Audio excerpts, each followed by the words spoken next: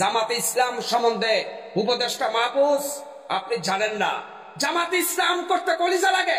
বাংলাদেশ জামাতে ইসলামের প্রত্যেকটা নেতা কর্মীর মাথার তালু থেকে পায়ের তালু পর্যন্ত পুরাটাই কলিজা। আবার সেই পুরানো খেলা শুরু হয়েছে, রেজাকারের তকমা। আমি উপদেষ্টা মাহফুজগণকে বলবো, শেখ হাসিনা রেজাকার শব্দটি মুখ থেকে উচ্চারণ করে মামুর বাড়ি দিল্লি গিয়ে আসতে পড়েছে।